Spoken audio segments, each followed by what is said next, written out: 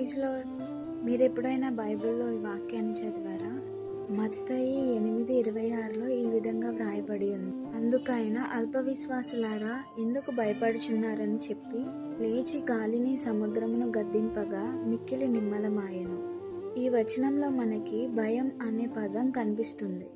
సాధారణంగా మానవులకు అనేక రకాల భయాలుంటాయి. కొంతమందికి అప్పుల భయం, కొంతమందికి శరీరంలో ఉన్న అనారోగ్యాన్ని బట్టి భయం, తల్లిదండ్రులకైతే బిడ్డల భవిష్యత్తును గురించిన భయం, ముఖ్యంగా క్రైస్తవులకైతే ఎక్కడ పాపంలో పడిపోతామో అన్న భయం.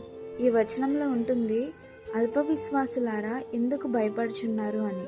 మన విశ్వాసం ఎప్పుడైతే అల్పంగా మారిపోతుందో అప్పుడు భయం బలపడుతుంది.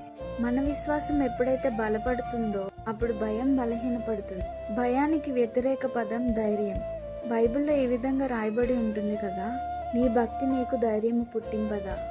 మనం చేస్తున్న భక్తి మనకి ధైర్యాన్ని పుట్టించాలి. పేతురు సముద్రం మీద నడిచినంతసేపు దేవుణ్ణి చూస్తూనే ఉన్నాడు. ఆయన యొక్క దృష్టి ఎప్పుడు అయితే సముద్రం వైపు మళ్ళిందో ఇప్పుడు ఆయన మునిగిపోవడాన్ని మనం చూస్తాం.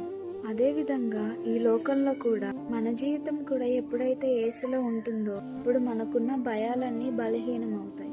ఎప్పుడైతే మన దృష్టి, మన త్రోవలు, ప్రవర్తన, మన నడవడిక యేసు వైపు నుండి పక్కకు మల్లుతాయో అప్పుడు ఈ లోకం అనే సముద్రం కూడా మునిగిపోవాల్సి వస్తుంది. కనుక యేసు వైపు చూస్తూ మన విశ్వాసాన్ని బలపరుచుకుందాం. మనకున్న భయాలన్నీ బలహీనమవును గాక.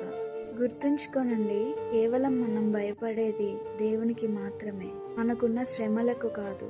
ఎందుకంటే ఆయనే మన ధైర్యం గనుక. దేవుడు మిమ్మల్ని దీవించును గాక. ఆమేన్.